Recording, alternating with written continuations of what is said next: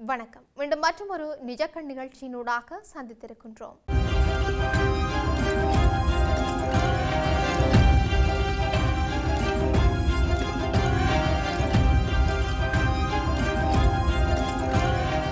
Dubai கடற்கரைக்கு அப்பால் மசகு எண்ணெய் ஏற்றிச் சென்ற கப்பல் மீது ஈரான் தாக்குதல் நடத்தியுள்ளதாக வெளிநாட்டு ஊடகங்கள் செய்தி வெளியிட்டிருக்கின்றன. குவைத் கொடியுடன் பயணித்த அல் சல்மி என்ற கப்பலே இவ்வாறு தாக்கப்பட்டுள்ளதாக தெரிவிக்கப்பட்டிருக்கின்றது. ஹார்மூஸ் மற்றும் பாரசீக வளைகுடா நீரிணை பகுதியில் ஏவுகணைகள் அல்லது வெடிபொருட்கள் ஏந்திய ட்ரோன் மூலம் வர்த்தக கப்பல்களை இலக்கு வைத்து நடத்தப்பட்ட தொடர் தாக்குதல்களின் சமீபத்திய நிகழ்வாக இந்த தாக்குதல் அமைந்திருக்கின்றது. தற்போதைய சந்தை விலையின்படி $200 மில்லியன் அதிக மதிப்புள்ள சுமார் 2 மில்லியன் கொள்கலன் மசகு எண்ணெயை ஏற்றிச் செல்லக்கூடிய இந்த கப்பல் மீதான தாக்குதல் குறித்து குவைத் செய்தி நிறுவனம் செய்தி வெளியிட்டதை அடுத்து உலக சந்தையில் மசகு எண்ணெய் விலை மீண்டும் உயர்ந்தது. அல் சல்மி எண்ணெய் கப்பல் மீது ஈரான் நடத்திய தாக்குதலில் தீ விபத்து ஏற்பட்டுள்ளதாகவும் இது எண்ணெய் கசிவுக்கு வழிவகுக்கக்கூடும் என்றும் குவைத் பெட்ரோலிய கழகம் எச்சரித்தது. அரசு செய்தி நிறுவனத்தின் அறிக்கையின்படி அல் சல்மி என்ற பெயருடைய அந்த எண்ணெய் கப்பல் துறைமுகத்தின் நங்கூரமிடும் பகுதியில் நிறுத்தப்பட்டிருந்த போது குறிவைக்கப்பட்டது. வளைகுடா பிராந்தியத்திலும் முக்கியத்துவம் வாய்ந்த ஹார்முஸ் நீரிணையிலும் வர்த்தக கப்பல் மீது நடத்தப்பட்டு வரும் தொடர் தாக்குதல்களில் இதுவும் ஒன்றாகும் என்று குறிப்பிடப்பட்டும் இருக்கின்றது. தொடர்ச்சியாக அமெரிக்காவும் இஸ்ரேலும் ஈரானுக்கு எதிரான ராணுவ நடவடிக்கைகளை தீவிரப்படுத்துவதால் உலகளாவிய விமான போக்குவரத்து துறை கடுமையான நெருக்கடியில் இருப்பதாக கூறப்பட்டிருக்கின்றது. துபாய், தோஹா மற்றும் அபுதாபி போன்ற முக்கிய மத்திய கிழக்கு விமான மையங்கள் மூடப்பட்டதன் காரணமாக பல சர்வதேச விமானங்கள் ரத்து செய்யப்பட்டிருக்கின்றன. இதன் காரணமாக பல விமான நிறுவனங்கள் விமான அட்டவணைகளில் கணிசமான மாற்றத்தினை ஏற்படுத்தியிருக்கின்றன. அதன்படி ஏர் கனடா, டெல் அவிவ் மற்றும் துபாய்க்கான அனைத்து விமானங்களும் செப்டம்பர் 7 வரை ரத்து செய்யப்பட்டிருக்கின்றன.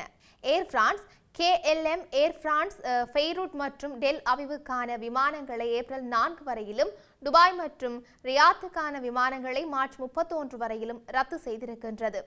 KLM, டெல் அவிவ், ரியாத் மற்றும் துபாய்க்கான விமானங்களை மே 17 வரை நிறுத்தி வைத்திருக்கின்றது. டெல்டா, நியூயார்க், டெல் அவிவ் விமானங்கள் ரத்து செய்யப்பட்டிருக்கின்றன. மேலும் அட்லாண்டாவிலிருந்து வரும் விமானங்கள் செப்டம்பர் 5 வரை தாமதப்படுத்தப்பட்டிருக்கின்றன.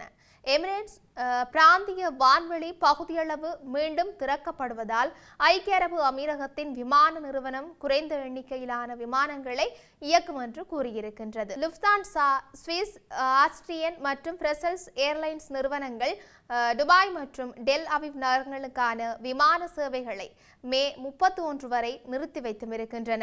டெஹ்ரான், மஸ்கட் மற்றும் ரியாத் உள்ளிட்ட பிற நகரங்களுக்கான விமான சேவைகள் அக்டோபர் 24 வரை நிறுத்தி வைக்கப்பட்டிருக்கின்றது. கட்டார் ஏர்வேஸ் டோஹாவிலிருந்து 90 இடங்கள் வரையிலான விமான சேவைகளை படிப்படியாக அதிகரிக்கப் போவதாக அந்த நிறுவனம் தெரிவித்தும் இருக்கின்றது. துருக்கிய ஏர்லைன்ஸ் துருக்கி மத்திய கிழக்கில் இருக்கின்ற பெரும்பாலான விமான சேவைகளை மார்ச் இறுதி வரை ரத்து செய்தும் இருக்கின்றது.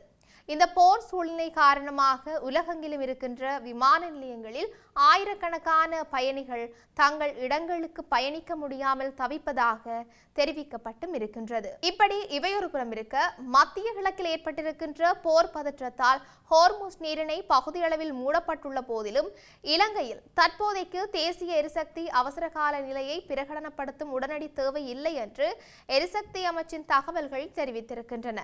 மத்திய கிழக்கில் நிலவும் போர் சூழலால் உலகளாவிய எரிசக்தி விநியோகத்தில் நிச்சயமற்ற தன்மை காணப்படுகின்றது. இது குறித்து எழுப்பப்பட்ட கேள்விகளுக்கு பதிலளித்த எரிசக்தி அமைச்சின் அதிகாரிகள் தற்போதைய நிலையில் அவசரகால நிலையை அறிவிக்க வேண்டிய அவசியம் ஏற்படவில்லை என்று சொல்லியும் குறிப்பிட்டிருக்கின்றனர்.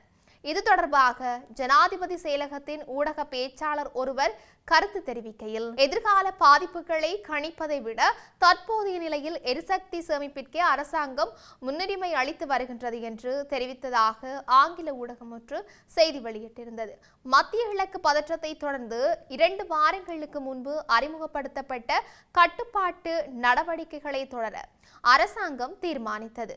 மத்திய கிழக்கு நெருக்கடியை சமாளிக்க இலங்கையை பாதுகாப்போம் எனும் திட்டத்தின் கீழ் பல நடவடிக்கைகள் நடைமுறைப்படுத்தப்பட்டிருக்கின்றன. இதன்படி புதன்கிழமைகளில் அரசாங்க விடுமுறை அறிவிக்கப்பட்டுள்ளது. அத்தோடு அரசாங்க நிறுவனங்கள் தங்களின் எரிபொருள் பயன்பாட்டை 25% வரை குறைக்க அறிவுறுத்தப்பட்டிருக்கின்றன. மேலும் மின்சார பயன்பாடு அதிகமாக இருக்கும் நேரங்களில் பொதுமக்கள் சிக்கனமாக மின்சாரத்தை பயன்படுத்துமாறு கோரப்பட்டிருக்கின்றார்கள். இதேவேளை ஸ்ரீ ஜெயவர்தனபுரம் மற்றும் பேராதனை உள்ளிட்ட அரசு பல்கலைக்கழகங்களின் கல்வியாளர்கள் ஒரு முக்கிய எச்சரிக்கையை விடுத்திருக்கின்றார்கள். ஹோர்முஸ் நீரிணை பகுதி நீண்ட காலத்திற்கு மூடப்பட்டிருந்தால் இலங்கையில் உணவுப் பொருட்களின் விலை உயர்வு, உர விநியோக தடை மற்றும் போக்குவரத்து செலவுகள் அதிகரிப்பு போன்ற கடுமையான பாதிப்புகள் ஏற்படக்கூடும் என்று அவர்கள் சுட்டிக்காட்டியிருக்கின்றார்கள். தற்போதைய நிலை குறித்து இலங்கை பெட்ரோலிய கூட்டுத்தாபன அதிகாரிகளிடம் கருத்து பெற மேற்கொள்ளப்பட்ட முயற்சிகள் பலனளிக்கவில்லை என்பதும் இங்கு குறிப்பிடத்தக்க ஒரு விடயமாக இருக்கின்றது. தொடர்ச்சியாக ஈரானுக்கும் அமெரிக்கா இஸ்ரேல் கூட்டுப்படைகளுக்கும் இடையிலான போர் தொடங்கிய 1 மாதம் ஆகிவிட்டது. பேச்சுவார்த்தை நடைபெற்று வருவதால் ஈரானின் மின் உற்பத்தி நிலையங்களை தாக்குவதை 10 நாட்களுக்கு நிறுத்தி வைப்பதாக அமெரிக்க ஜனாதிபதி ட்ரம்ப் கடந்த சில தினங்களுக்கு முன்பு தெரிவித்திருந்தார். இந்த நிலையில் ட்ரம்ப் தனது ட்ரூத் சோஷியல் தளத்தில் வெளியிட்ட அறிக்கையில் ஈரானில் நமது இராணுவ நடவடிக்கைகளை முடிவுக்கு கொண்டு வருவதற்காக அமெரிக்கா ஒரு புதிய மற்றும் மிகவும் நியாயமான ஆட்சியுடன் தீவிர பேச்சுவார்த்தைகளில் ஈடுபட்டது. இதில் பெரும் முன்னேற்றம் ஏற்பட்டிருக்கின்றது.